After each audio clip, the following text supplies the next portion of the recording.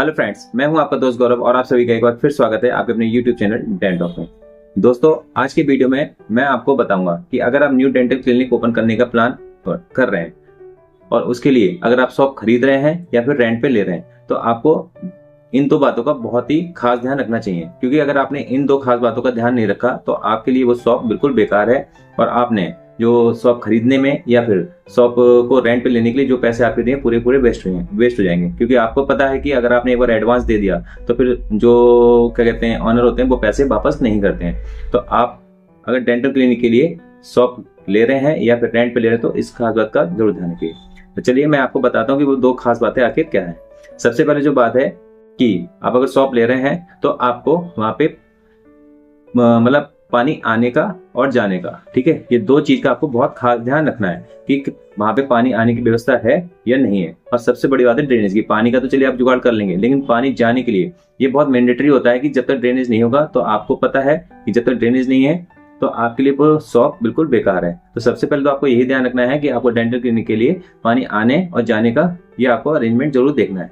अब बात करते हैं इलेक्ट्रिसिटी की। तो इलेक्ट्रिसिटी में भी बेसिकली क्या होता है, तो आपको देखना चाहिए कि वहां पे जैसे आप डेंटल चेयर लगाएंगे, चलिए पॉइंट तो आपको मिल जाएंगे, पॉइंट तो कहीं ना कहीं से मिल जाएंगे, ठीक है। एसी का जैसे गर्मी आती है तो आपको एसी का भी अरेंजमेंट करना है, ठीक है। तो आपको भी पता है कि उसमें एसी लगाने की व्यवस्था है कि नहीं है, ठीक है। तो ये चीज का ध्यान देना है।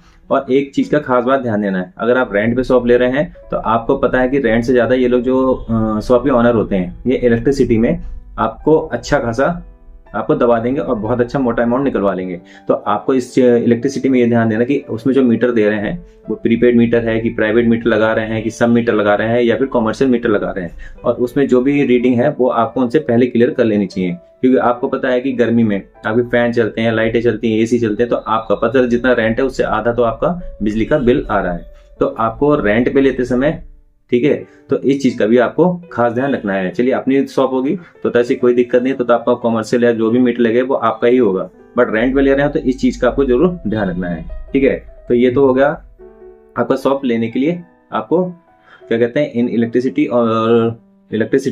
और प्लम्बिंग का जो काम है इस चीज का आपको खास ध्यान रखना। अब बात करते हैं, मोस्टली मैं देखता हूँ जब मॉल्स में लोग दुकान लेते हैं, ठीक है, तो वहां पे क्या होता है कि वहां पे फर्स्ट फ्लोर सेकंड फ्लोर पे लेते हैं, तो वहां पे अगर ड्रेनेज नहीं होता है तो सबसे बड़ी दिक्कत आती है। तो वहां पे भी आपको ध्यान रखना है कि अगर आप फर्स्ट या सेकंड फ्लोर पे ले रहे हैं तो आपको ये ध्यान रखना है अगर पानी के ड्रेनेज का नहीं है तो एक उसका जो ऑप्शन होता है वो होता है कि वहां पे फिट करके आप उसमें एक नीचे क्या कहते हैं कह सकते हैं कि बॉक्स रख देते हैं, बॉक्स में हम मोटर लगा के तब उसे ड्रेनेज कर सकते हैं। तो बट आपको इस चीज का ध्यान रखना है अगर फर्स्ट या सेकंड फ्लोर पे कहीं पे ले रहे हैं तो आपको वहां पे इतना गड्ढा हो सके इतना कम से कम बेस होना चाहिए, ठीक है। तो इस चीज का भी ध्यान आपको रखना है। और एक चीज मैं पर्सनली बता रहा हूँ वो है एक्सरे के लिए। अगर आप वॉल माउंट एक्सरे ले रहे हैं तो आपको बस एक चीज का खास ध्यान रखना है कि जो एक्सरे लगता है उसके लिए कम से कम 9 इंच की वॉल रिक्वायर्ड होती है, ठीक है। वैसे कम में भी लग जाता है, 4 से 9 इंच में लग जाता है, बट अगर 9 इंच होती है तो सफिशिएंट रहता है, फिर एक्सरे गिरने के चांसेस नहीं होते हैं। तो आप जहाँ पे एक्सरे भी ले मतलब कहते हैं क्लिनिक रेंट पे ले रहे हैं तो आपको वहां पे ये ध्यान रख लेना है कि वहां पे जो वॉल्स हैं,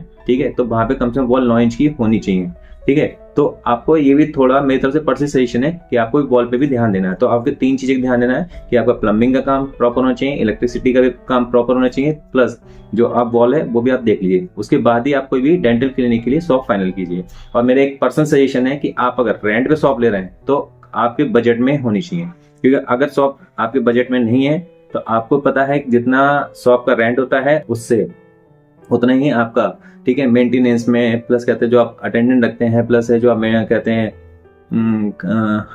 अटेंडेंट के साथ साथ आप क्या कहते हैं वहाँ पे जैसे कि खाने पीने के लिए जो भी होता है, मतलब मिसलेनियस काफी सारे खर्चे होते हैं। तो जितना रेंट है उससे आधा खर्चा आपका मिसलेनियस चीजों में भी होता है। तो इतना बैकअप भी आपके पास कम से कम 6 महीने से साल भर तक आपके पास बैकअप भी होना चाहिए, तभी आपको अपने डेंटल क्लिनिक के लिए शॉप फाइनल करनी चाहिए। तो दोस्तों मेरा पर्सनल सजेशन है, इन 3 चीजों का ध्यान रखेंगे तो आपके पैसे नहीं फंसेंगे और आप अपने बजट में शॉप लीजिए, ठीक है। तो आपका डेंटल क्लिनिक भी अच्छा चलेगा। तो आई होप दोस्तों आपको ये इन्फॉर्मेशन जरूर पसंद आई होगी। अगर आपको इन्फॉर्मेशन पसंद आई हो तो प्लीज इस वीडियो को लाइक कीजिए, अपने फ्रेंड के साथ शेयर कीजिए, सो दैट उनके भी पैसे बच सके, तो उनका भी भला हो जाएगा।